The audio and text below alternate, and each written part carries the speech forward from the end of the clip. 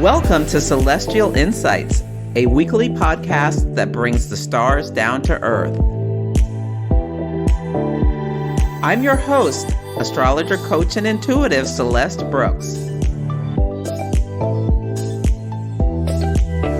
My purpose is to provide practical, unique, and insightful guidance to help you navigate the energies of the week like a boss. Hello, this is Celeste of Astrology by Celeste, and on this episode, I will discuss the astrology for the week of April 16th, 2023. Drum roll, please.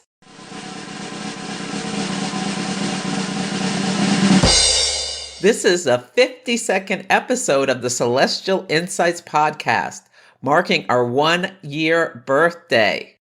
I want to thank everyone for listening. This truly is a labor of love. Special thanks to my producer, Jen Braun, who makes me sound great every week. So thank you everyone for tuning in. I would so appreciate if you enjoy the podcast to write a review on your podcatcher. Reviews help more people find the show. You can also share it with your friends who are interested in astrology. And if you'd like to support the podcast, there is a link in the show notes. You can do a one-time donation where you treat me to a coffee or a cocktail, or you can offer your support monthly. The Solar Eclipse Workshop, Power to the People, is today. There is still time to sign up. It will be at noon Pacific time if you are listening to this in time. The recording will also be available for purchase. The theme of this week is reversal of fortune, and there are 3 big things I want you to know about. The first is that we are having the first solar eclipse of 2023 at 29 Aries, the last degree of the first sign of the zodiac. Aries is a fire sign. It's cardinal initiating energy. Things can happen very fast with Aries. It's like the match strike. You can think of Aries like the match strike, that cardinal quick flame burst.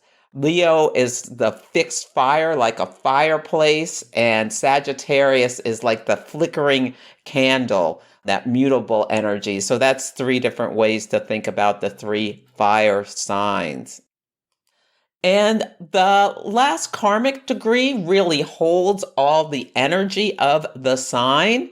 So having an eclipse here, it's a big deal.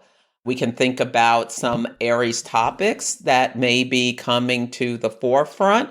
Aries rules the head, the military, the eyes, diamonds, sharp cutting tools, welders, fires. It rules the countries of Israel, Germany, and Syria, and so much more. I don't know if I talked about this on the podcast, but earlier this year, I just got this big image about cover your eyes. So I don't know if this is something related to this eclipse. One story is about this Marburg disease. Aries also rules inflammatory diseases, if I didn't say that. That originates in Africa, but there have been some cases about it elsewhere. So hopefully that's not part of the eclipse story, because one of the symptoms and the problems of this disease is people like bleed from their eyes, which is so scary. Hopefully it was just related to like that train crash, which set off all this toxins in the air in East Palestine, and people there have been having a lot of horrible physical symptoms, including their eyes burning. One of the big things about this eclipse is that Jupiter, the planet of abundance, Jupiter is the cosmic Santa. It magnifies things. It makes everything bigger. It rules things like law, morality, ethics, philosophy, systems of belief. It can also, on the shadow side, be about reckless behavior and overindulgence. and things like that. Moralizing, know-it-all is a shadow of Jupiter. It is what's called combust at this eclipse. So what that means is it's within 8.3 degrees of the sun. So the sun's rays are so wide, planets become invisible when they're really close to the sun. Most people have heard about cazimi when it's almost exactly at the same degree, which is considered to be in the heart of the king and to have some positive influence. But combustion is a sign of weakness. So I feel like at this eclipse, there could be like a big breakdown, and we're already seeing it all over the world, of like order in terms of a lot of lawless behavior may be going on somewhere in the world, or just, a lot of violence and fighting, because people will be advocating for themselves and their own personal philosophies. There's a fixed star called Menkar at 14 Taurus, and Mercury is conjunct this fixed star at the eclipse, and it's the neck of the whale star. And it has to do with tests of endurance or moments of collective insight, chaos, and mayhem, is what Bernadette Brady says about this fixed star. On the positive note, the voice of the collective can be heard. Now, Saturn, the planet of structure and authority, is conjunct Fomalhaut, which is one of the royal fixed stars of Persia. And this can be about the personal philosophies of a leader becoming public policy. In Texas, as I'm taping this just happened today, I taped this ahead of time, a Texas judge ruled to suspend the FDA approval of mifepristone. It's a drug that can be used for abortions. It was approved in 2000 and considered safe and efficacious, but because of the ideals of the anti-abortion advocates and this judge, his ruling could make it banned for people around the country. Now, hopefully this has been resolved and the Biden administration appealed the ruling and it's been knocked down, but that feels like very in line with this eclipse. And events for eclipses can come in 6 weeks before or 6 weeks after. These are big turning points where you walk through a door and you look behind you and it's a wall. The channel is changed. The moon goes between the earth and the sun. They're all lined up, and it's like the sun's light is cut off. It's eclipsed. And when it comes back on, it's at a different radio station, and you can't go back to what you were listening to before. So come to the event if you want to learn more about this eclipse and how we're seeing it show up in the collective and what it could mean in your own life based on what house in your natal chart is being excited. It's the excitation that's going on in your natal chart and what is likely to show up for you. You can come to the event today or by the recording. And the eclipse is on Wednesday or Thursday, depending on where you live. The next thing I want to make you aware of is that the sun will enter the sign of Taurus on Wednesday or Thursday, depending where you live. And Taurus season will begin. We'll be in the full throes of spring. Taurus is a fixed earth sign. So there's like this big shift in energy. We have the eclipse at the last degree of Aries, and then boom, the sun moves in to Taurus, hopefully calming down any violence or explosive energy. The sun at 0 degrees of Taurus will be conjunct the fixed star Murak, which can be about having a desire for peace. Also, self-indulgence. In Taurus season, slow and steady is the way to go forward. This is a time to enjoy simple pleasures. Taurus is ruled by the planet Venus, and it's an earth sign. So, like putting your feet in the grass, cooking, like getting a massage, doing things that feel good and delight the senses, all 5 senses is a great thing to do during Taurus season. Go out and buy yourself some flowers. How can you bring beauty into your life during Taurus season is what you should be thinking about for this time.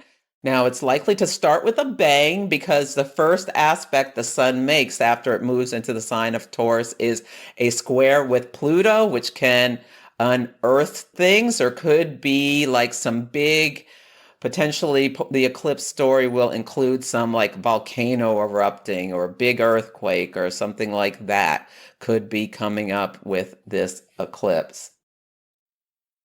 The last thing I want to make you aware of is that Mercury will go retrograde in the sign of Taurus at 15 degrees of Taurus on a world point on April 21st, which is Friday. So world points bring big visibility. I think part of this eclipse story could be about, we know there's been a lot of financial upheaval because of some recent bank failures. There could be something uncovered about this topic as Mercury goes retrograde on a world point.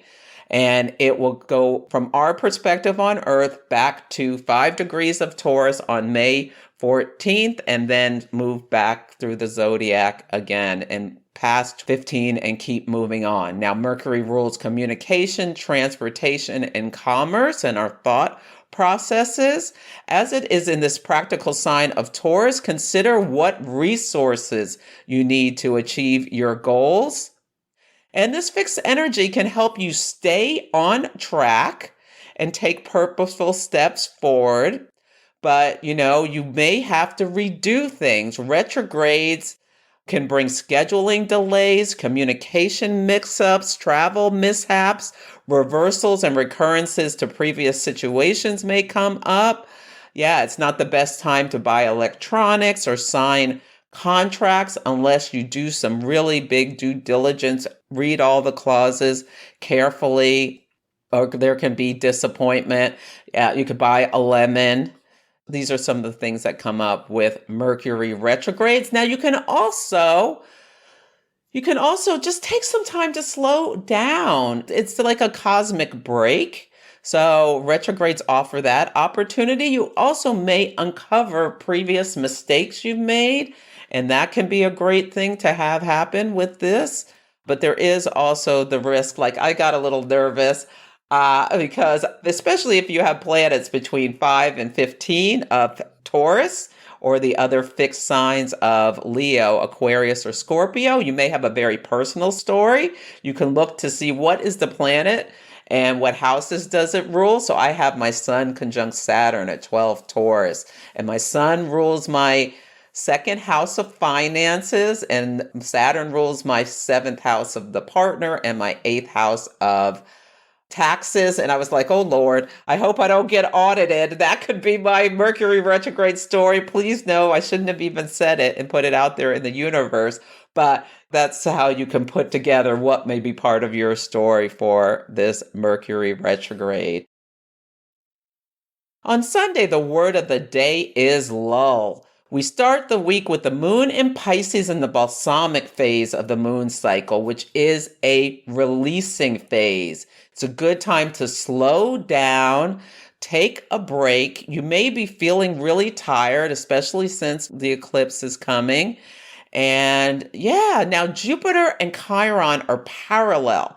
And parallels are like a secret conjunction on the day that they were conjunct, the day before the conjunction of Jupiter and Chiron in the sign of Aries. Jupiter rules wealth, and Chiron, the wounded healer. Chiron can be about wounding or healing, and that was directly related to the collapse of Silicon Valley and signature banks, which have started this little domino effect that hopefully has been taken care of, but I'm a little nervous about that with this eclipse. But take some time for some deep healing on the personal level. And this can be a time where you can find solutions in your dreams. Mercury is conjunct that fixed star, Menkar, that I mentioned earlier, and that can be something that, comes up with this. So relax, listen to beautiful music. These are great things to do. On Monday, the word of the day is free fall. Now, I hope this is not about the stock market. That Jupiter Chiron parallel has me a little nervous because the moon in Pisces will meet Neptune on Monday, and Neptune can dissolve things. Hopefully, it's not dissolving wealth. And there's always endings. The Pisces moon always calls in some kind of ending. And especially since it's right before an eclipse, some people may be passing away. People do often exit on eclipses. So if someone's very ill, this could be their time to go. The moon will enter the fire sign of Aries at 6:09 p.m. Pacific time. I highly recommend doing something where you move your body, whether it's just like going for a walk when the moon is in Aries, or, run or lift weights or something to move your chi. That's a great way to metabolize this fire energy. Now we're in the balsamic phase, so you probably don't want to push yourself too hard, but notice your dreams on Monday night. Yeah, to see what comes up for you. On Tuesday, the word of the day is loose. So I want you to dance like no one's watching. Venus, the planet of love, beauty, and harmony, is in the sign of Gemini, and it's semi-square Uranus and quintile Neptune. So the semi-square is a little bit of a hard aspect. This could be like some people may have a meet cute, or someone just runs up, hopefully someone, you're dating or in a relationship with, who just gives you a kiss, or it could be like a baby runs up and kisses you, or your dog. Yeah, like just showing the love unexpectedly. And quintiles are grace notes where you can synthesize different energies in unique ways. So Venus quintile Neptune, someone could write like an amazing song on this day, or like their masterwork, or come up with the most beautiful painting, because Venus is in Gemini, an air sign, and Neptune is in Pisces, a water sign. So this could be amazing creativity. So let yourself get a little loose. And yeah, if you're struggling with thinking about something, and that airy spark, this could be a really, really creative day. On Wednesday, the word of the day is change. This is eclipse day, so this could be a tough day for some people. The sun is contra parallel Saturn, and the moon semi-square Saturn. The sun spotlights things and the moon rules the people, so this could be a day where people are fighting against authority, or someone gets into it with their boss, tells them to take this job, and storms out of their office. I don't know which day some of the biggest events are going to be happening, but just hold on to your hat. The solar eclipse will be at 29 degrees of Aries at 9:12 p.m. Pacific time. And Aries is ruled by the planet Mars. So it's the middle of the week, so the big stuff may happen on the weekend before or after, but this is going to be a week of change, and for some people, maybe it will be on this day. Mars, the planet of action, rules Aries. It's in the sign of Cancer right now, and Cancer is the sign of its fall. So emotions can really come up for some people, and people may be acting out of emotion with Mars reporting into the moon in Aries. So yeah, it could be a little bit intense on this day.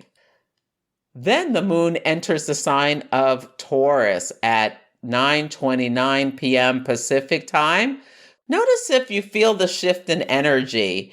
So, or if you had a baby, if a baby is like screeching and crying and then calms down when the moon enters Taurus, that would be a really interesting thing to notice.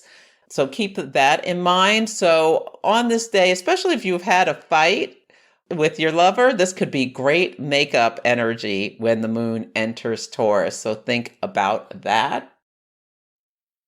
On Thursday, the word of the day is volcanic. The sun enters Taurus at 1:13 a.m. Pacific time, starting Taurus season. But the first aspect is the sun squares Pluto. They're both at 0 degrees, which is a critical degree. It's not a world point, but it's a critical degree, so there could be something big that happens. Taurus rules resources, earth. So, like, literally, there could be a volcano eruption or some other kind of natural event that's a catastrophe. It could also be about the death of a leader or a celebrity, sun-type figures. It could be news about gold or finances, or corruptions or shady dealings could come to light on this day, or something about, organized crime is ruled by Pluto. Pluto rules death and transformation. So see if you notice some signatures of the sun or Pluto on this day.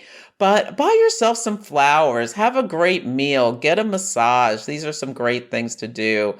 Or like turn your mind to your finances. Take care of some budgeting or something like that on this day.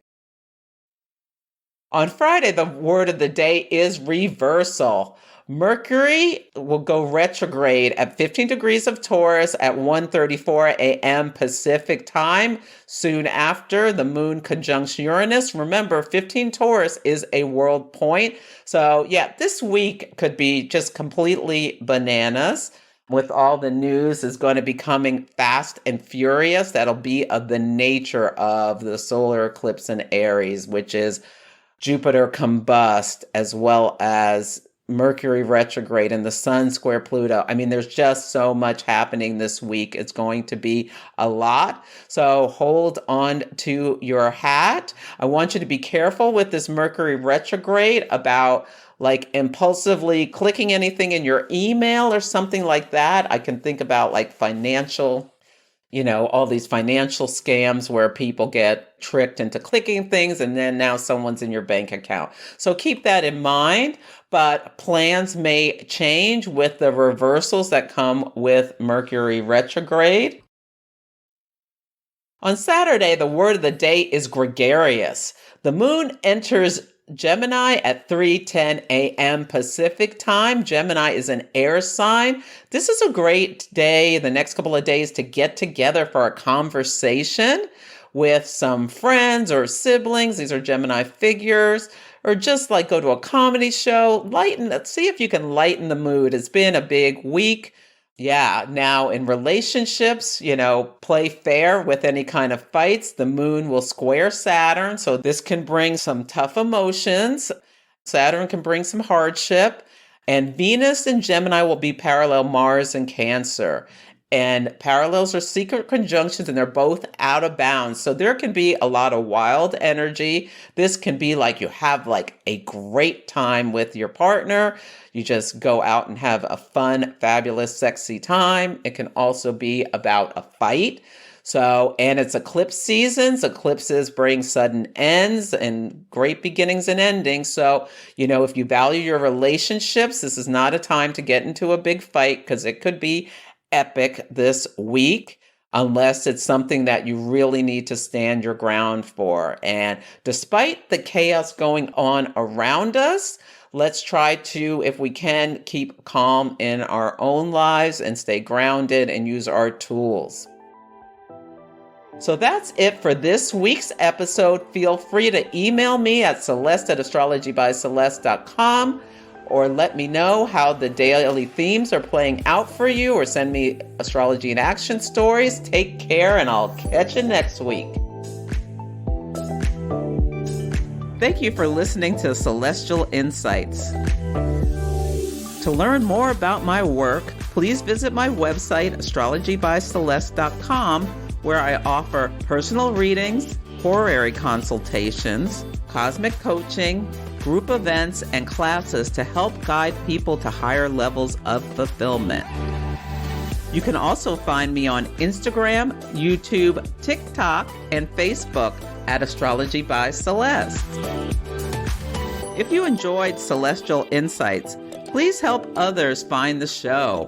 Follow, rate it 5 stars, or write a nice review. I would so appreciate it. I'm astrologer, coach, and intuitive Celeste Brooks, and I'll be back next week.